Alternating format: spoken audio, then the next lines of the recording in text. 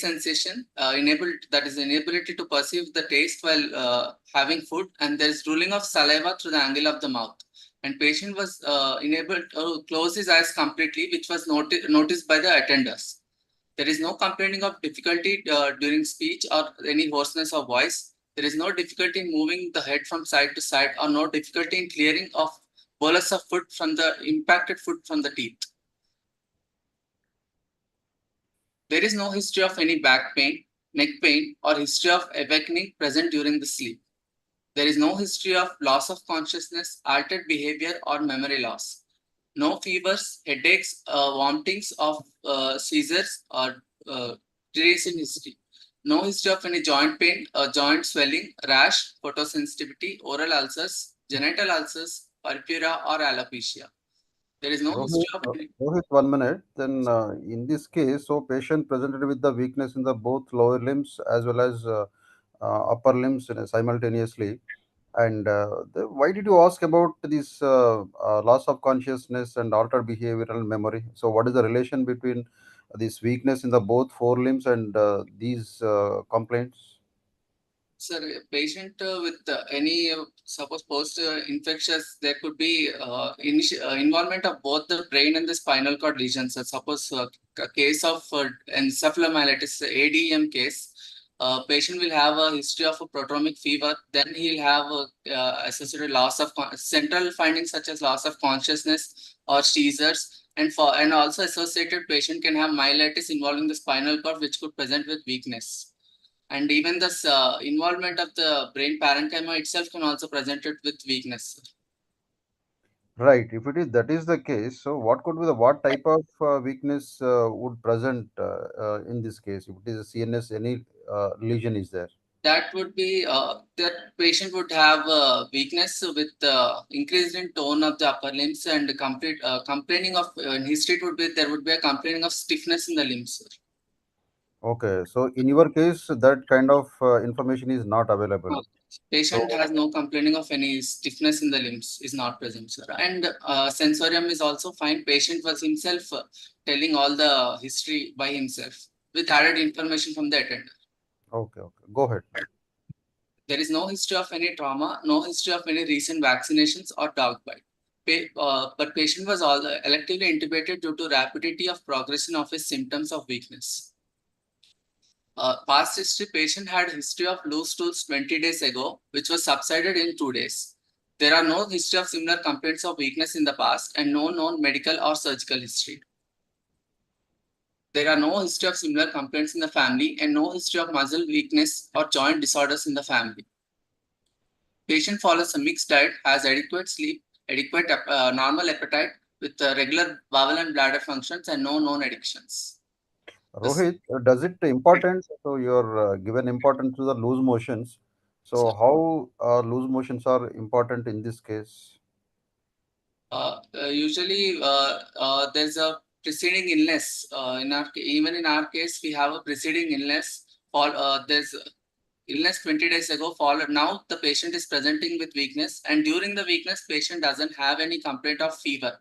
This is usually a presentation of the demyelinating disorders, and there we could extrapolate to the history of fever which the patient has. Fever with loose stools that the patient has, even an upper respiratory tract symptoms would be significant in this case. Usually, what kind of infections precedes in demyelinating disease? Most commonly, they are associated with gastrointestinal symptoms associated with Campylobacter jejuni infections. And there could also be other infections, as also already discussed, upper respiratory tract with atypical pneumonia, such as mycoplasma, or even some viral infections such as CMV or EBV could precipitate the demyelination. Okay, apart from this, any history you could have taken so to correlate your this quadriparesis or quadriplegia. Yeah, the history.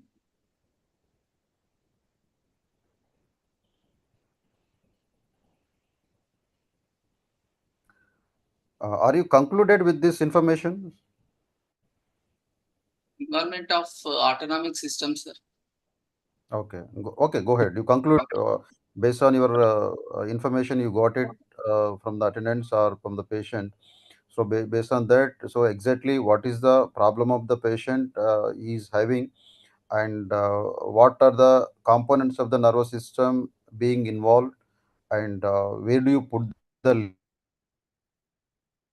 lesion, and what could be the etiology. So with the based on your history, you try to conclude. We have a 21-year-old male with acute onset neurological illness. Patient was having motor weakness in the involvement of motor system, motor weakness in the form of weakness in the lower limbs and the upper limbs. Patient also had sensory symptoms involvement in the form of tingling sensations, which was present since 11 days. And in history, patient Natender had noticed that patient was unable to close his eyes completely, and also the patient had a difficulty in sensation of taste, which suggests involvement of the cranial nerve 7, the facial nerve, and there are no higher mental functions involvement, no bladder and bowel involvement, and no autonomic dysfunctions. The patient has the involvement of the motor system, sensory system, with no bladder and bowel involvement. If there was involvement of the bladder and bowel also, then involvement of bladder and bowel with the involvement of sensory and motor system, then our primary localization would be the spinal cord. But in this case, there is no history of any bladder and bowel involvement, and even there is no complete sensory loss. The patient only has symptoms of tingling sensations.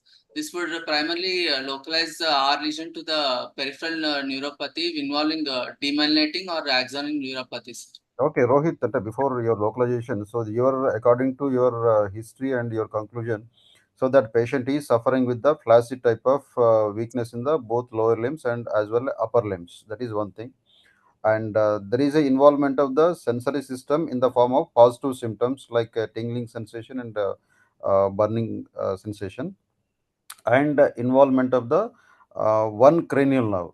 So, in the form of loss of taste and some involvement of the facial muscles. So, this patient it doesn't affect with the other components like cerebellar signs and other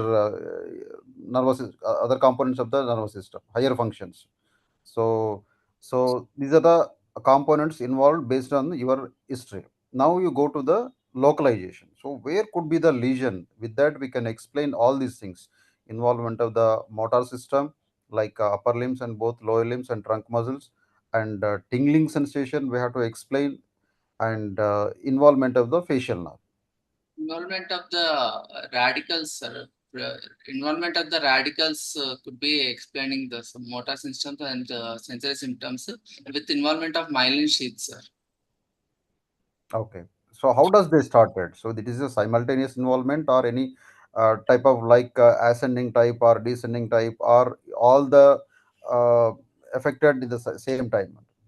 Our patient has rapid onset, sir. There is no clear differentiation, but initially he was unable to get up from the bed.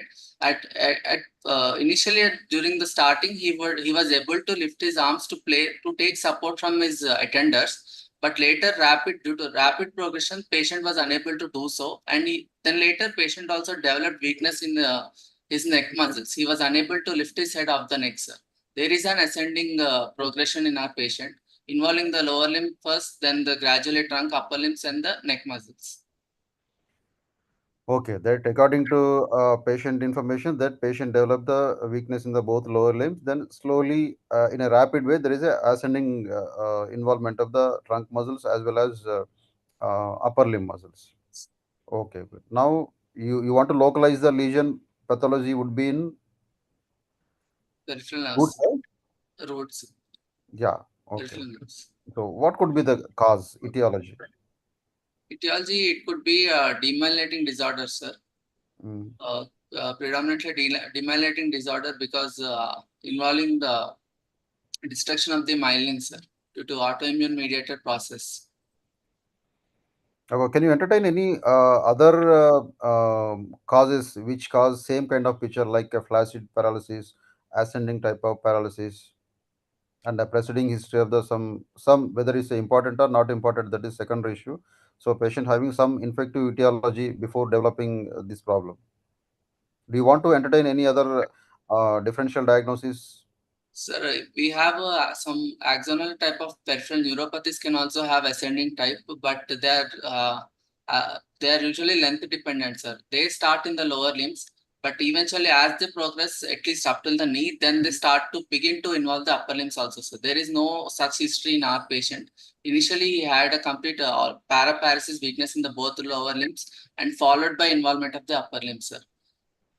Okay, very good. So, out of the case, in the interest of audience, can you tell some causes of descending type of this one quadriplegia, quadriparesis? Descending type of weakness is usually seen post infectious with infective diphtheria, tetanus, botulism. These are the usual causes of descending type of paralysis. Okay, so what would be the initial complaint or initial presentation of the Uh, botulism?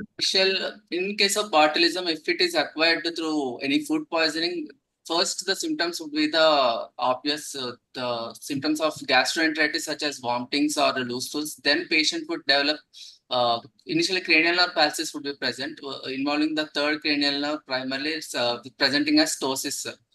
Ptosis, then patient can also have diplopia with involvement of the extraocular muscles, innervated nerves, and followed by lower bulbar palsy involving the 9, 10, 11 cranial nerves, and descending palsy involving the limb muscles, upper limbs followed by the lower limbs. Yeah, good. So there is a preceding history of gastroenteritis symptoms followed by the ptosis is there that we can suspect botulism. So, according to you, your conclusions are is a flaccid paraplegia, quadriplegia, and with involvement of the only one cranial nerve, that is a seventh cranial nerve, and lesion in the nerves or roots, and etiology might be demyelinating. Right. So, okay, then we'll go ahead with your examination.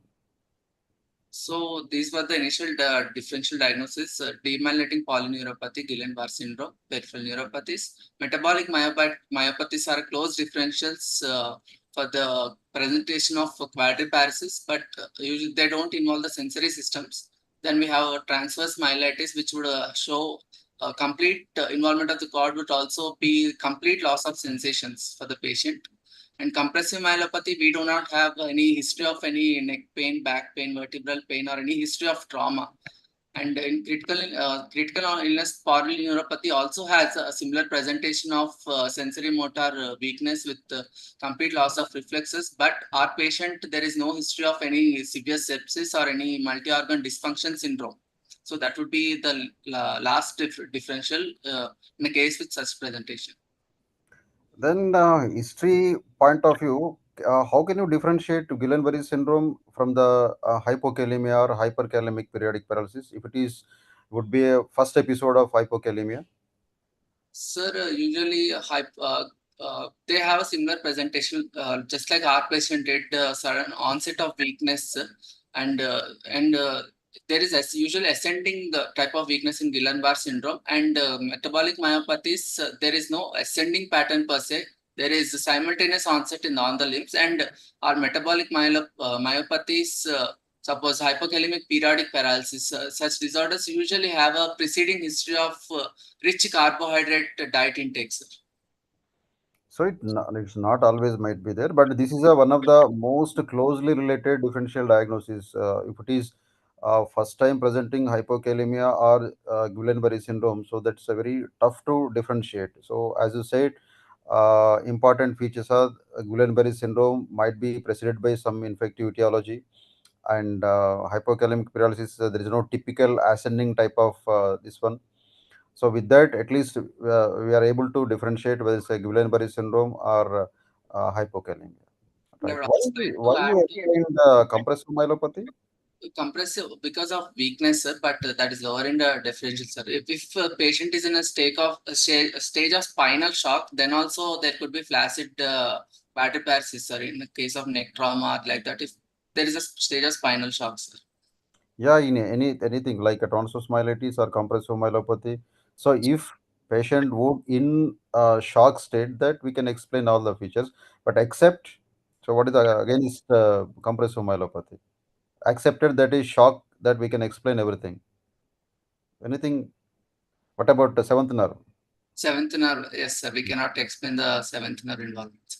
Yeah, except seventh nerve that we can explain with the compressive myelopathy or some transverse myelitis if patient in shock state.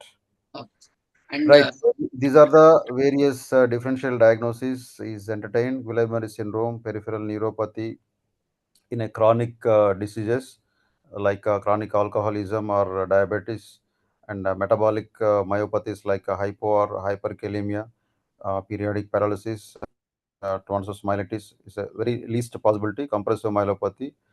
Right. So we'll go ahead with the examination. Sir, I would like to add in metabolic myopathies, sensory symptoms would not be there, sir. GBS, we will have sensory symptoms, but in metabolic myopathy, that is purely involvement of motor system with weakness. Okay, good. Go ahead with. General examination. Patient is moderately built, moderately nourished, and is on mechanical ventilator. There is no pallor, icterus, cyanosis, clubbing, or lymphadenopathy or edema. There is no peripheral nerve thickening, no neurocutaneous markers, and no peripheral stigmata of TB.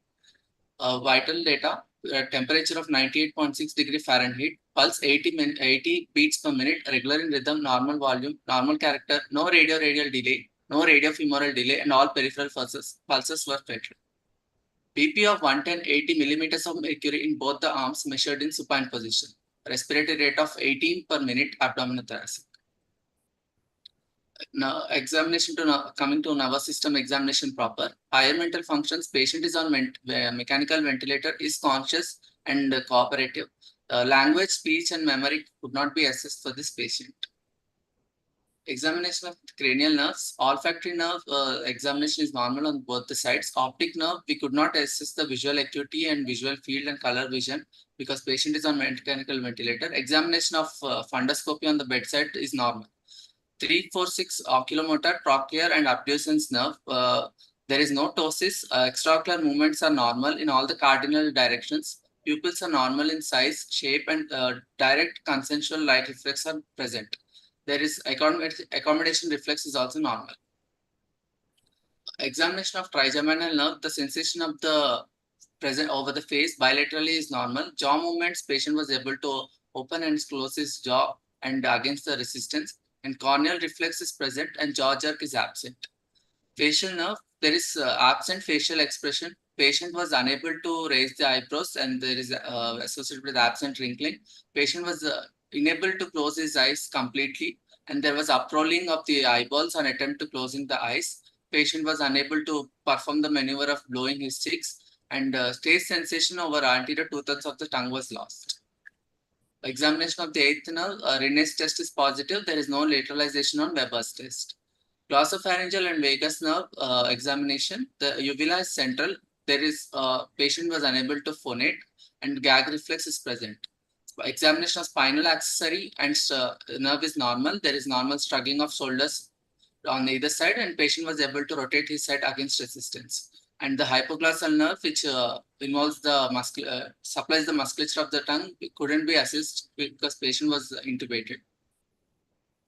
Examination of motor system. Patient is lying in supine position with his arms on the side of the body and both his lower limbs externally rotated at the hip, knee extended and lateral border of foot touching the bed.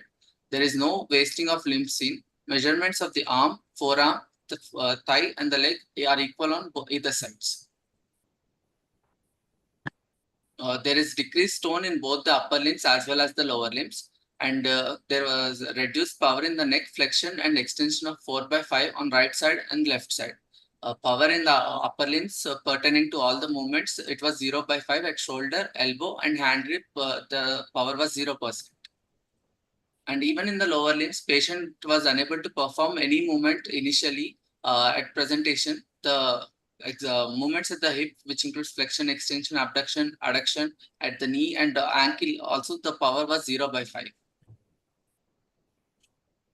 Abdominal reflexes, the epigastric, mid-abdominal, hypogastric reflexes were absent and plantars were mute.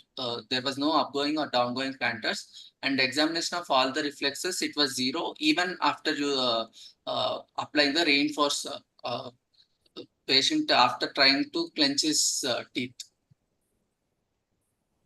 examination of sensory system, there was reduced perception of fine touch, vibration, there is absent joint motion and position, and on both the sides, and patient was able to perceive pain and temperature, and cortical sensation and Romberg sign were not elicitable.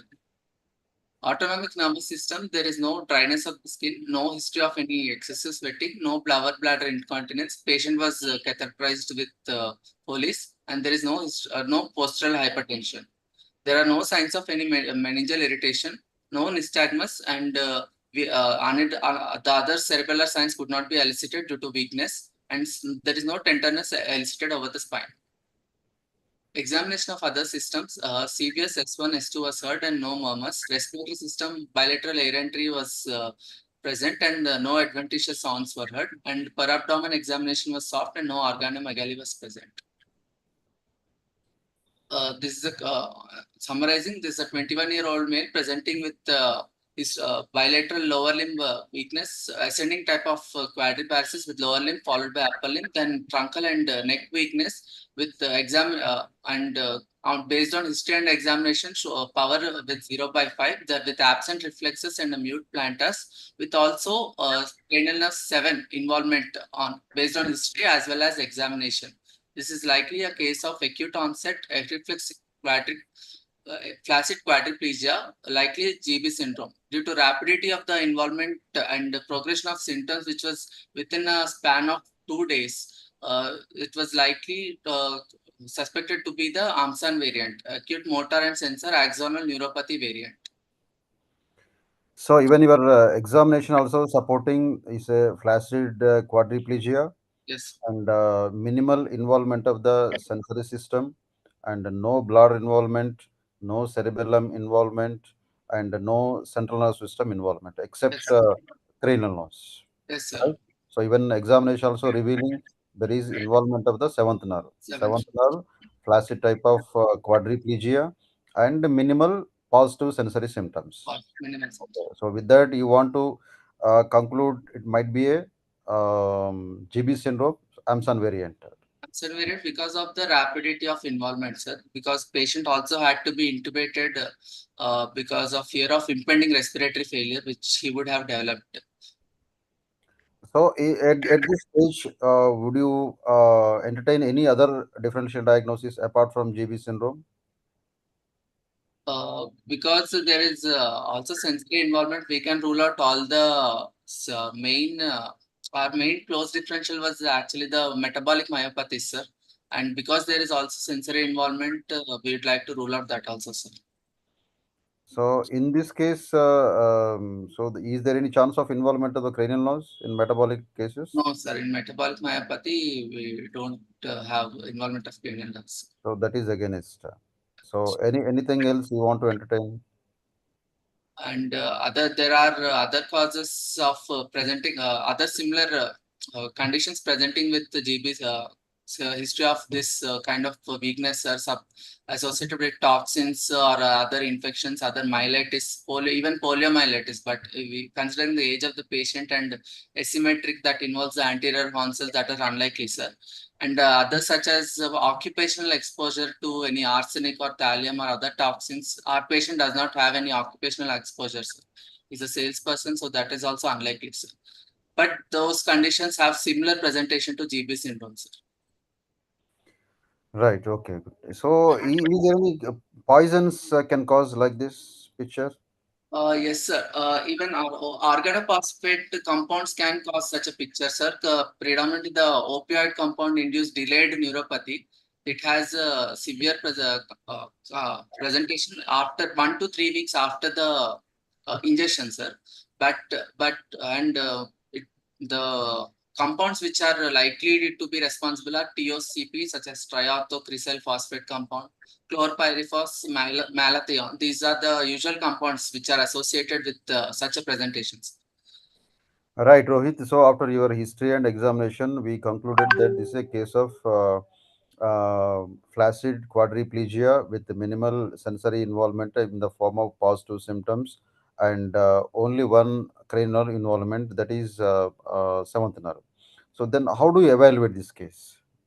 So first we work up with the routine investigations, and The routine investigations showed a HP of 14.2, WBC counts of 8,000, and platelets 2.7 lakh, which was unremarkable. And potassium, the potassium for this patient is normal. Usually, since with the person presenting with the quadriparesis, since metabolic myopathy is associated with hypo or hyperkalemia are primary differentials, we'd like to rule out any hypo or hyperkalemia in the patient. But in our patient, the potassium is completely normal. The liver function tests and the renal function tests are also completely normal, which the total bilirubin is 1.1 with the direct fraction of 0.2. In our patient, the potassium is completely normal, sir. Since metabolic myopathy is present with quadriparesis, first we'll always look at the potassium values in a patient presenting with quadriparesis. In our patient, the potassium value is 4.2, which is normal. The So you excluded your hypo or hyperkalemia, the one of the cause for quadriplegia, Yes. acid quadriplegia. So, then, okay, go ahead. Then the routines RFT and LFT are also normal. To proceed with the CSF analysis, the CSF was clear with cells 12 cells per microliter with 100% lymphocytes. Excuse me, and protein fraction of 122 milligrams per deciliter. The normal being 15 to 45 milligrams per deciliter. A glucose of 48 milligrams per deciliter, and gram stain is negative and culture sensitivity is negative. This CSF analysis suggests of albuminocytological dissociation, which means a higher amount of proteins in the CSF analyte, but there is no increase in the cell count, which is less than 50 cells. Okay, with these findings, how they helpful for your diagnosis? Sir, these findings suggest that there is some kind of protein leak into the CSF, sir. The inflammation around the radicals and the nerves is leaking into the CSF, which is showing up as higher protein in the CSF, but there is no cells, increased amount of cells, which is against all the infective causes, which could be infective causes of our radiculoneuropathies, sir. If it Okay, were this is proving that some inflammatory process is going on, that is a non-infective inflammation. non-infective inflammation. Right. Okay. Go ahead. Then proceeding with the nerve conduction studies, there is reduced potentials in the compound motor action potentials, reduced potential of sensory nerve action potentials. There is no slowing of conduction velocities and absent F wave latencies. This is suggestive of motor and sensory axonal polyneuropathies. Okay. And this is the final diagnosis: acute reflexive flaccid quadriplegia, secondary to Amsan variant of Guillain-Barré syndrome.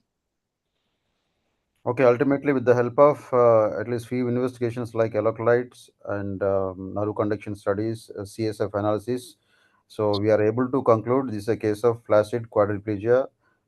It's a secondary type of Amson variant of GB syndrome. So, what are the other variants can be present, and how do you differentiate various varieties, variants?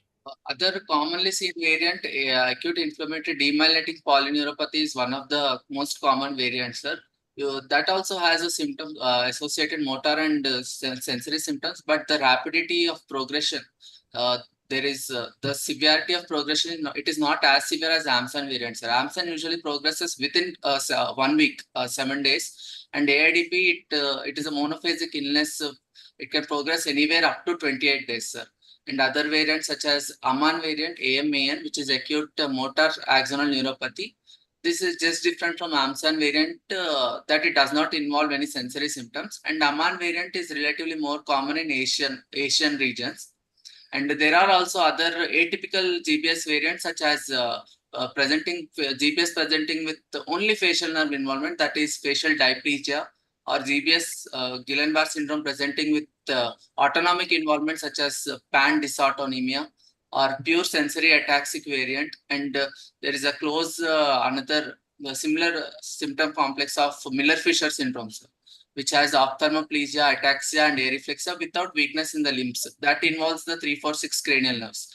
That is even Miller-Fisher syndrome has a similar pathophysiology with the immune-mediated attack, but the antibodies directed in Miller-Fisher are the GQ1B antibodies.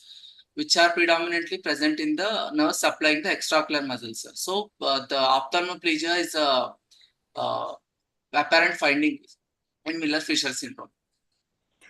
So, what are the three nerves commonly affected in GB syndrome, and which is the most common nerve, and other three nerves that The might lower be? cranial nerves are commonly affected, sir. Most commonly seventh nerve, and in patient presenting with bilateral seventh nerve palsy, it is prudent to rule out GB syndrome also, sir. And usually the first and second cranial nerves are not involved, sir, because their central myelination is present, and these are all peripherally myelinated nerves.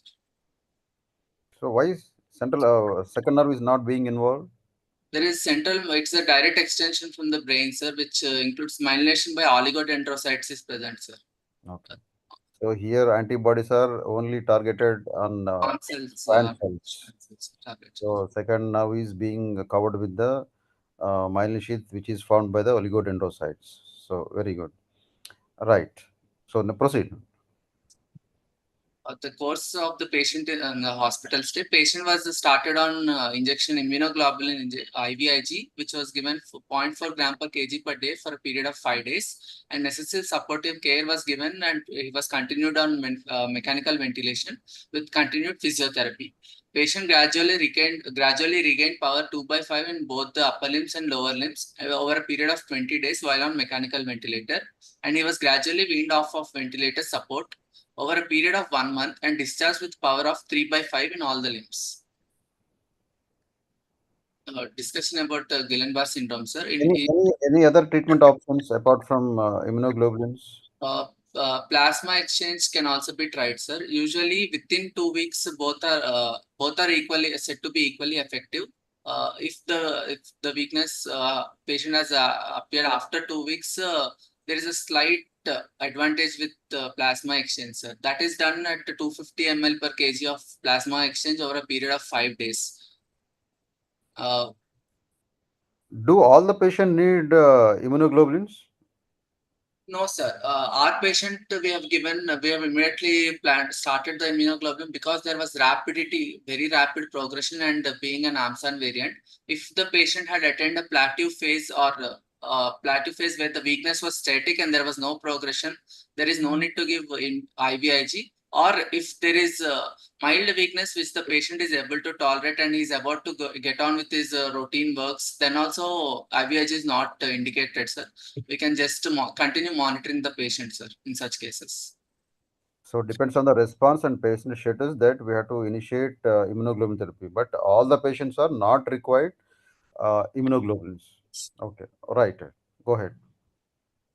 About Guillain-Barré syndrome, it is an immune-mediated polyneuropathy, and it is a common cause of acquired weakness, often post-infection. The syndrome has been described as long back as 18th century by Landry, and then the criteria and all were given by Guillain-Barré and Andrew Strauss in the 19th century, Stroll in the 19th century.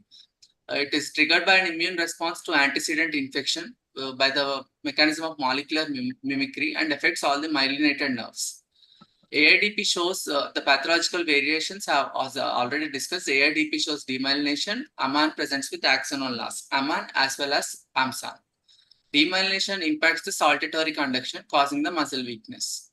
Axonal forms include the AMAN and AMSAN, which are antibody-mediated axonal injury, which are more prevalent in the Asian than the US. Autoantibodies, the GBS triggered by immune cross-reaction to infection, has already been discussed. Infections such as Campylobacter jejuni or Mycoplasma, HIV, CMV, and EBV. Autoantibodies target the peripheral nerve epitopes post-infection. This is the Brighton criteria which is used to define the Guillain-Barré syndrome. The older criteria used was the Asbury criteria, but now we follow the Brighton criteria, which has 3 levels of diagnostic certainty. In the level 1 of diagnostic certainty includes the bilateral and flaccid weakness of the limbs with decreased or absent tendon reflexes and a monophasic illness with the nadir of weakness, that is the highest weakness between 12 hours and 28 days and subsequent plateau. And also there should be no absence of no alternative diagnosis for the weakness. This is according to the history and examination. This is again compounded by the presence of cytoalbuminologic dissociation, which shows an increased protein and reduced cell count, and also the electrophysiologic findings, that is the NCS nerve conduction studies, which is consistent with GPS, either of the variant AIDP, AMAN, AMSA. The level 2 diagnostic certainty includes the clinical history and the examination part, and either the CSF or the NCS studies. And level 3 diagnostic certainty includes the history and clinical part, and it does not require the presence of CSF study or the NCS study. Even based on level 3 diagnostic certainty, we can actually start the patient on IVIG if the suspicion of GBS syndrome is very high. And diagnostic evaluation of Guillain-Barré syndrome, there is an acute onset progressive weakness with areflexia or hyporeflexia with preceding illness. And these are the atypical symptoms which are against Guillain-Barré syndrome, which is a weakness which is beyond 4 weeks or which is rapidly progressive occurring within 12 hours, and a definite sensory level, which usually points towards a disorder of the involvement of the spinal cord, asymmetric weakness, early bowel and bladder dysfunction, and sensory signs, and fever and constitutional symptoms during the weakness are very unlikely in Guillain-Barré syndrome. If any such symptoms are present, we have to evaluate for another cause, which is shown on the left side of the screen. And with the absence of the atypical and presence of our typical symptoms, we go ahead with our lumbar puncture and nerve conduction studies. The lumbar puncture showing more than 50 cells, then also we have to consider other infective causes and do MRI brain and spine, and look for other infective causes such as HIV, CMV, EBV. And if CSF shows albumina cytological dissociation, then we can go ahead with our NCS nerve conduction studies. And sometimes NCS and CSF can be normal if they are done within 2 days or within 48 hours of presentation of the weakness. So it is always, if in case they are normal, it is always better to repeat the tests at 1 week after presentation. And if they're positive, then it is a confirmed diagnosis of GBS. And if they are again negative, it is unlikely to be GBS. We have to consider alternate etiologies for the cause of weakness.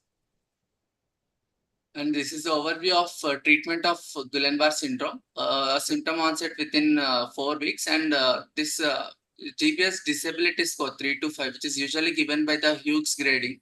A score of 0 to 6, where 0 is normal and a score of 5 is patient requiring mechanical ventilatory support, such as our patient who is GBS with a Hughes score of 5, and symptom onset less than 8 weeks with severe and progressing.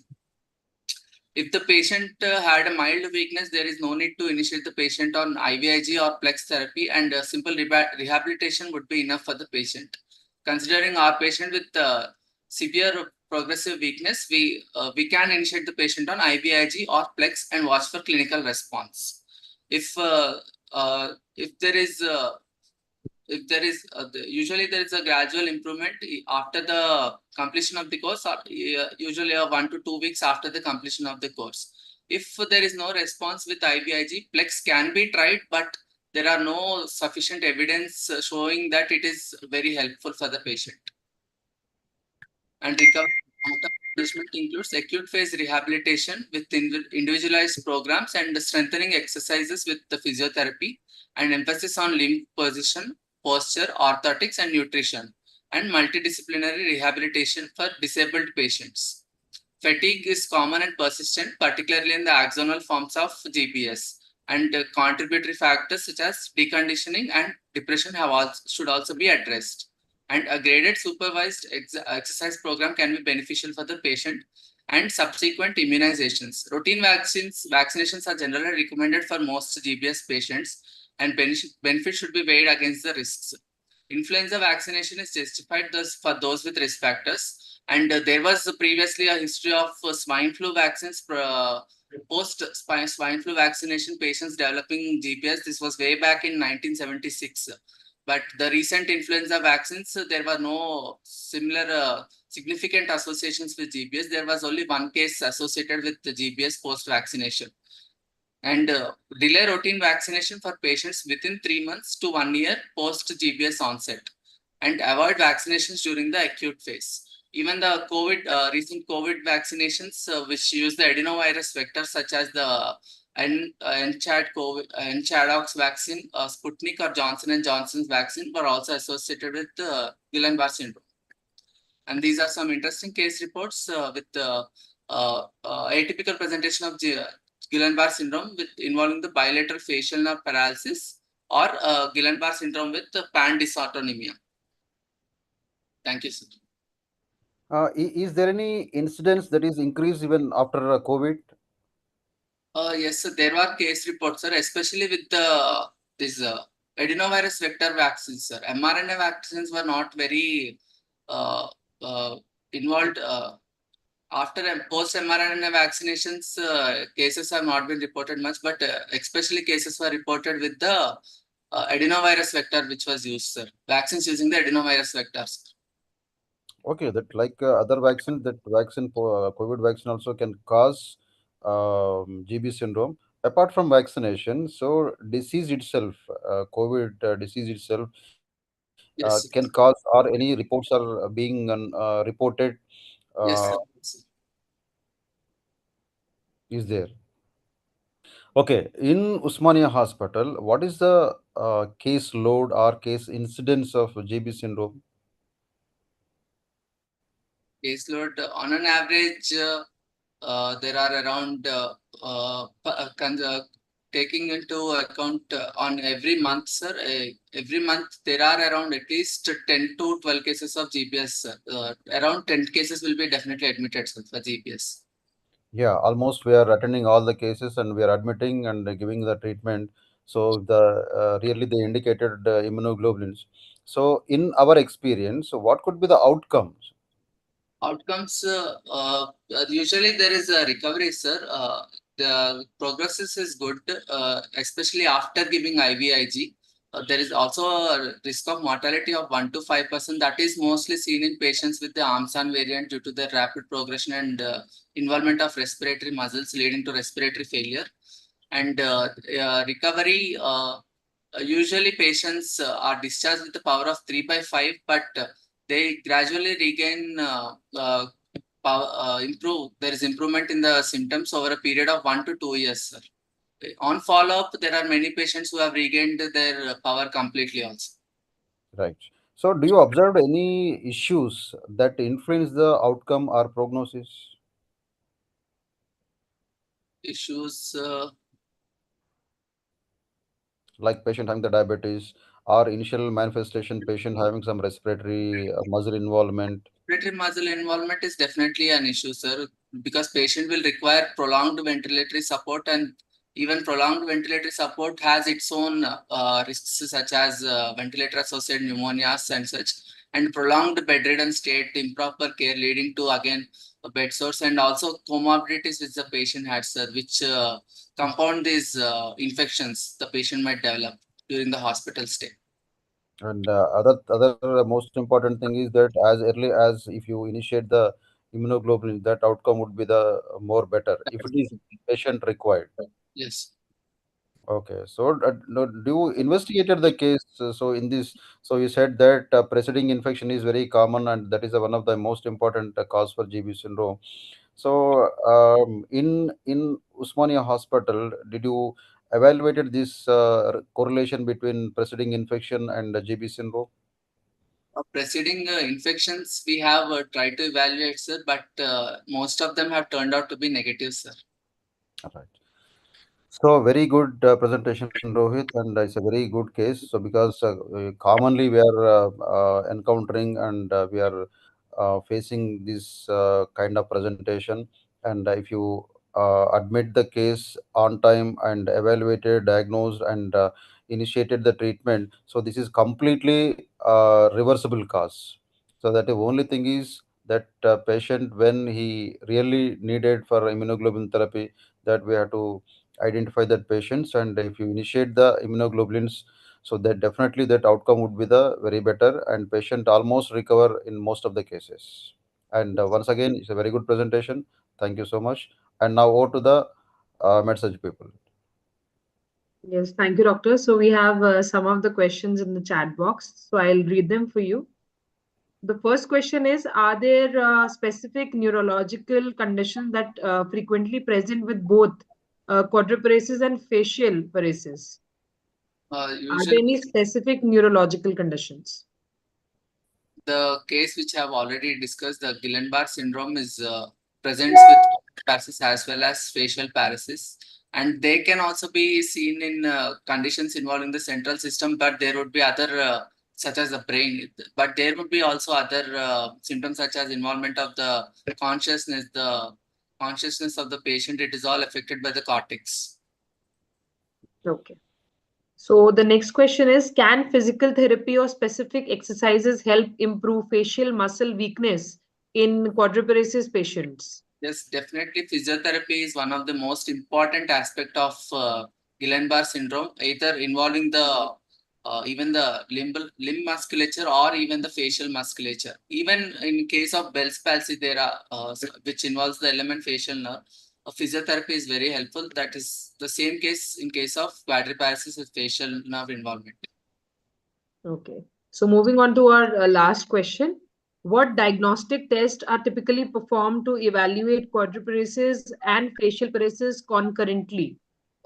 We usually do the nerve conduction studies to evaluate the weakness and the conduction system and pathway. Okay. So these were the questions that had come from the audience. So thank you so much, Doctor, for answering all the questions so nicely. So now we'll move towards the closure. So we extend our heartfelt gratitude to Dr. Rajendra Prasad and Dr. Rohit for your invaluable time and presentation. This session was truly remarkable, filled with knowledge and engaging discussions. We trust our audience found this webinar enjoyable and informative. We believe this session will greatly benefit our community, offering a deeper understanding of the complexities discussed today. Every session is an opportunity for mutual learning and inspiration among PGs in India, encouraging them to present case studies and confidently tackle Viva examinations. We eagerly anticipate more webinars on equally fascinating and educational topics in the future.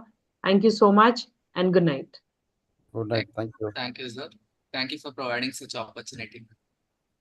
Thank you. Thank you so much, Doctor. Thank you.